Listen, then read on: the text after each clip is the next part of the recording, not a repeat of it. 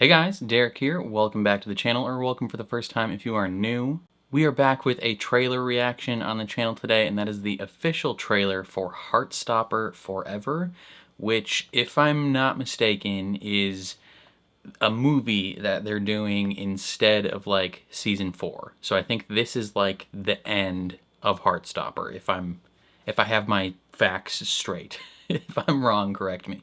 But I think that's what this is. Which makes sense because Kit Connor is like a megastar now. Joe Locke, he's in Marvel. So like they've got other things happening.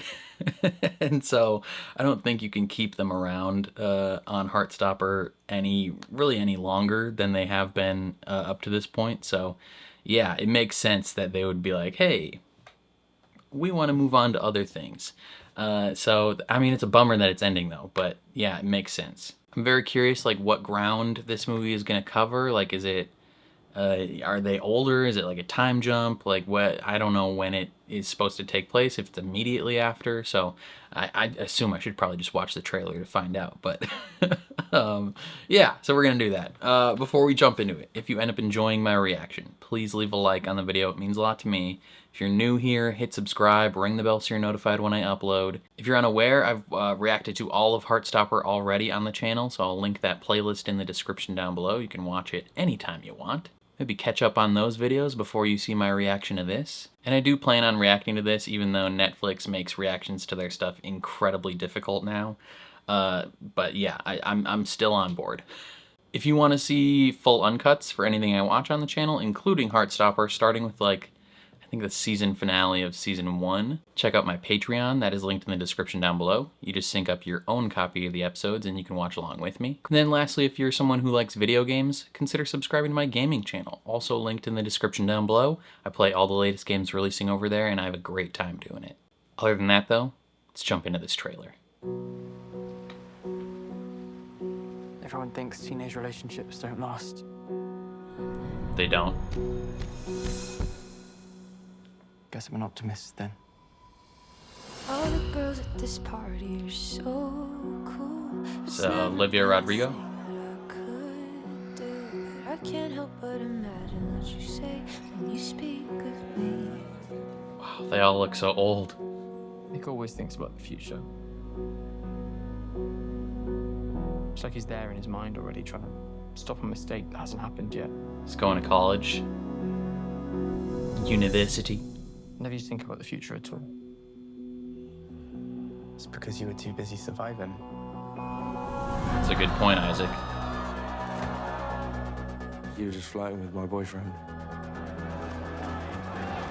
Nick! Who even am I? If you don't need me anymore. I want you to be happy. I'm only happy when I'm with you. I don't think that's how it should be. Oh no, don't make me cry in the trailer. I need you to be okay without me. You're a spark in the dark, and my clothes are caught a flame. You should feel how I feel when somebody says your name. It's not as sad as you think. All of us, whether we're together or not, the love that connects us will never break. We built it, and it built us.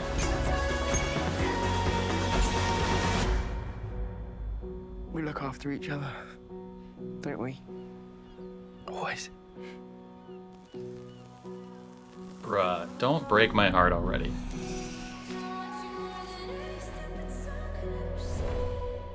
July 17th? That's quick.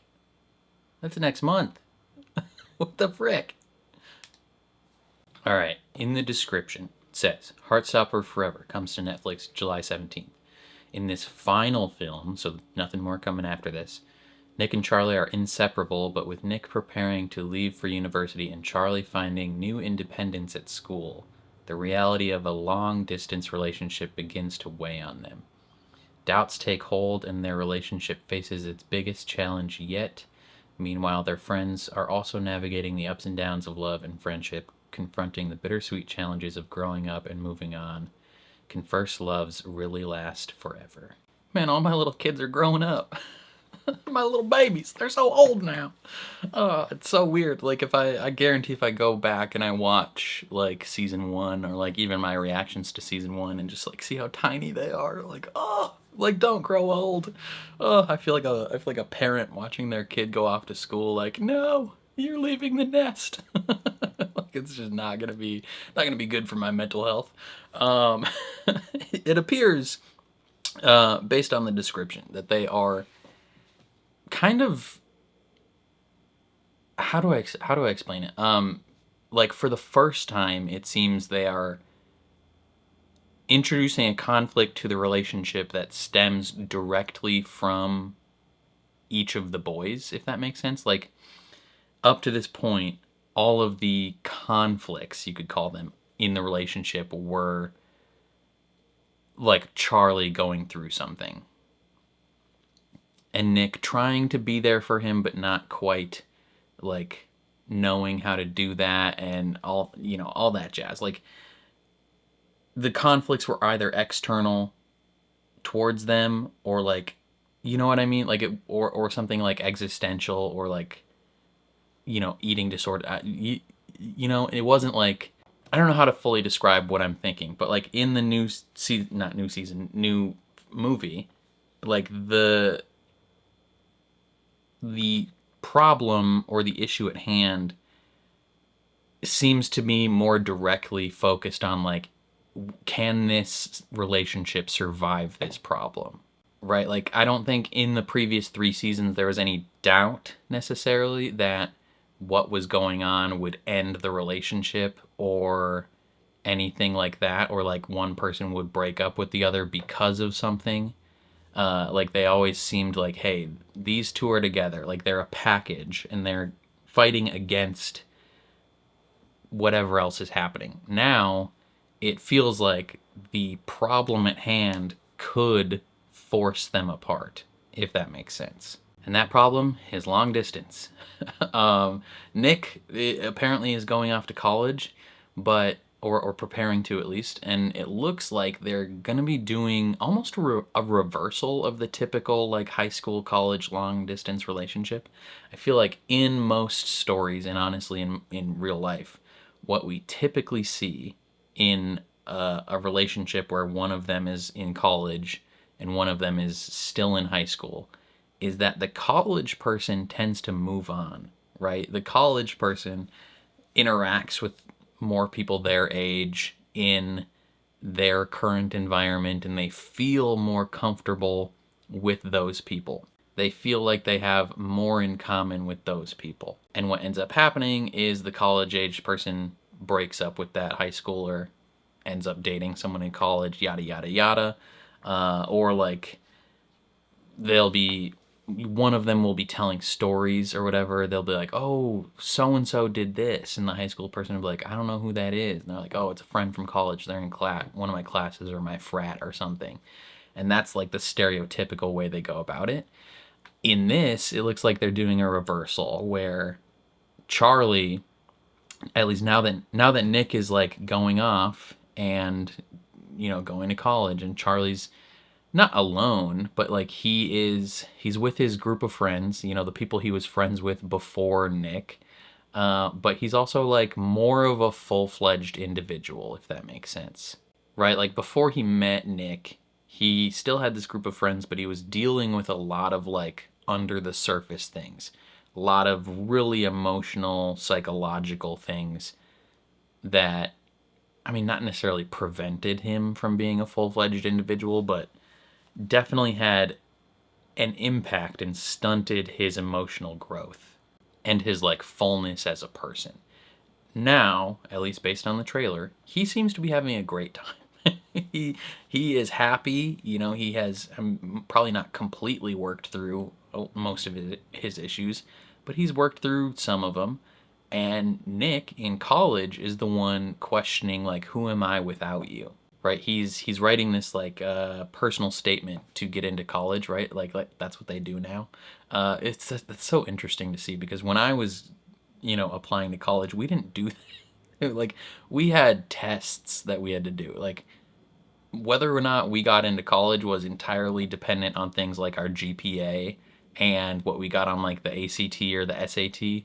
And then oftentimes colleges would have like an essay thing that you would have to write. They would ask a question or something like, describe a time when this happened or whatever, and you would have to write a personal essay. Nowadays, from what I understand, a lot of it is literally just the personal essay. Like, you apply to college and you write this essay and they let you in or not. Very interesting switch up. But yeah, Nick is trying to write this essay, and I imagine a big part of the personal essay is like describing who you are, what kind of person you are, what things you like, what things you do, the relationships around you, how your life is shifted and changed over the years. And based on the trailer, it looked like he was struggling. He was on that first line. He is now drinking a lot, apparently. What is the drinking age in the UK? Is it like 16? 16 or 18, one of those two. But he's drinking a lot. He's going to parties, getting drunk. He's getting mad at people that are flirting with Charlie because he probably feels like Charlie is drifting away from him now that they are separated.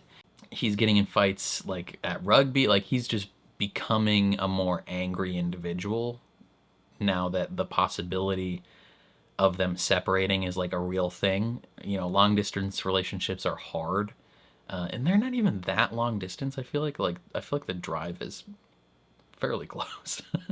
That's one thing Americans are probably not gonna quite understand the same that maybe the UK will understand, is that, you know, in the UK, you can drive from like bottom of the island to top of the island in 12 hours or less. In the United States, you drive 12 hours and you haven't even made it halfway across the country. So like, Americans are much more willing to go on long drives. So I imagine what they consider long distance in this is not that long distance. It's probably like the next town over. But we're gonna let the UK have that, you know? We'll let them believe that that's long distance.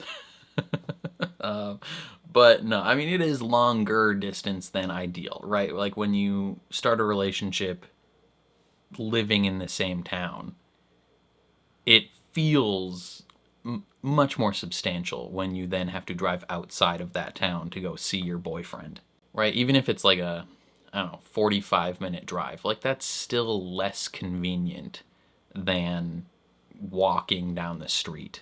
So this will be very interesting to see exactly how they navigate this, and if they make it out. I mean, it would be a bummer if they broke up.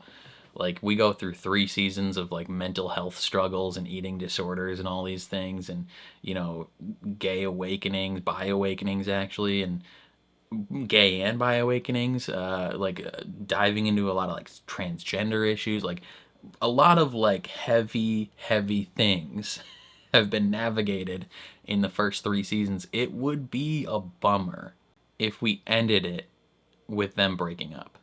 It would be somewhat realistic, but it would still be a bummer. I would be legitimately upset. I'm probably gonna cry watching this. I was getting emotional already just in the trailer. Like, when things are happening, I'm like, oh, don't make me cry. It looks like a lot of the cast is returning, like most of the cast, all their friends and their teachers and stuff. I wonder if either Olivia Colman will come back as Nick's mom, or maybe Haley Atwell will come back as his aunt. You know, either one of them I'm perfectly fine with, because Haley Atwell is one of the most attractive women on the planet. I'm in love with her. And Olivia Colman's the queen, so, you know, she can do no wrong. I'm happy anytime she's in anything. So, yeah, but it's gonna be crazy. Next month is not that far away. I'm gonna try and watch it like as soon as it comes out, probably the day of. It might be a couple days or a week or 2 before I have a reaction up to it, just because Netflix, bruh. Like, if you're a longtime viewer on the channel, you've probably noticed me doing less and less Netflix reactions here on the channel, like Bridgerton or even One Piece. Like, it takes me a long time to finish these. I haven't finished Stranger Things yet. And it's just because Netflix makes it so difficult now to do reactions to their stuff. I don't know how other channels are doing it. Like, there are other channels that seem to have it up, have their videos up perfectly fine. I don't know if they are, you know, getting copyright claims and appealing them and winning, or if their videos are just like unmonetized or whatever, because I have struggled. I've struggled immensely to get reactions to Netflix stuff up on the channel over the last like year and a half. You know, I get a version of it up that I think is good. It passes the copyright ID bot, and then 8 hours later, 1 day later, 2 days later, Netflix blocks it. Like, it's just blocked everywhere. And then I have to submit either a dispute, which remains blocked for 2 days, and then they have 30 days to decide if their claim is valid, which they always claim is valid, or I could escalate it straight to an appeal, which makes the video live immediately, and they have 7 days to review it. And if they say it's valid within those 7 days, I get a copyright strike, which is not great, because then if I want that removed, I have to submit a counter notification, which opens up the avenue of legal ramifications. At that point, like, if I think my claim is, my counterclaim is valid and that they are doing this against copyright law, then they have to sue me in federal court, which, the chances that happen are not high, right? Because Netflix is not going to want to waste their time and money suing someone for a video that's going to get 5,000 views maybe at maximum. Like, money-wise, it's not a smart decision for them. But the idea of being sued is not amazing. You don't love that idea. I went through a lot of that with Heated Rivalry, with Crave and Bell Media literally sending me an email being like, take these videos down or we will sue you. So it's not an exciting prospect to deal with that stuff. The only Netflix thing that I've had even a little bit of success with has been Bridgerton. I watched episode 1 of the latest season of Bridgerton, and after a day or two, it still got claimed, but it wasn't blocked. It was just like, hey, you can't monetize this, which sucks, but it's not the worst thing that could happen. My One Piece reactions, live action One Piece, I have started just doing a thing where I make the source footage of the episode super transparent and just hope that eventually a version gets up where, they don't claim it like a day after, they claim it immediately, but it's still just like, hey, you can't monetize this, which is, again, like, it's better than nothing, but it still sucks because you have to make these like drastic changes to the source footage, which lowers the overall quality of your video and makes people want to watch it less.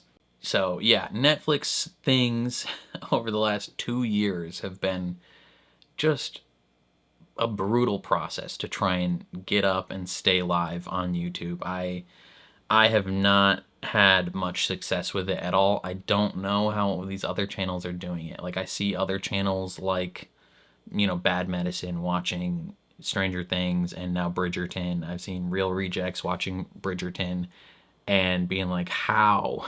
Like, how are you just getting your videos up no problem? Maybe there's a lot of behind the scenes stuff that is happening with those videos that I just don't see. I haven't really like contacted them to be like, hey, are you appealing these videos? Like, how are you doing this? Because I don't know. I probably should. I should probably hit them up and be like, granted, they're not going to respond. They're so much larger than me in their viewership and audience. I don't think they would even read my DM if I sent one. But I don't know. I'll keep watching Netflix stuff, but it's just a struggle to get it up on the channel, for real. Like, anything on Amazon or Disney or Apple is so much easier. Like, Apple especially is unbelievably easy. Like, you post a video, oftentimes it'll get auto-blocked maybe 1 or 2 times. Otherwise, it'll just get regular copyright claimed immediately. If you submit a dispute to anything that Apple claims, they will release it. It doesn't matter what it is. They're like, yep, whatever, like, released. We don't care. Amazon, a lot of their older stuff and even some of their newer stuff, they'll release claims on that as well. Like it's pretty easy. Disney typically won't release claims, but like they don't ever like manually claim anything after. HBO has only a couple times claimed something after, and one of them I just escalated to an appeal and they, were like, oh, yep, that's fine. So who knows? I've been talking a long time now about freaking the struggles of getting reaction videos up. None of this has to do with Heartstopper anymore. I'm just ranting at this point. So I'm going to end the video there. Definitely let me know your thoughts in the comments down below. Are you excited to watch this movie? Are you someone who's watched all the seasons? Have you watched my reactions to it? Are you new here? Or are you a long-time viewer? I'm very curious. Sorry, there's a lawnmower going in the background outside. If you enjoyed this reaction, please leave a like on the video. It means a lot to me. If you're new here, hit subscribe, ring the bell so you're notified when I upload. If you want to see full uncuts for anything I watch on the channel, including Heartstopper from the season 1 finale onwards, consider checking out my Patreon. That is linked in the description down below. You just sync up your own copy of the episodes and you can watch along with me. And then lastly, if you like video games, consider subscribing to my gaming channel, also linked in the description down below. Your support over there would mean the world. Other than that though, thank you for watching, and I'll catch you guys next time.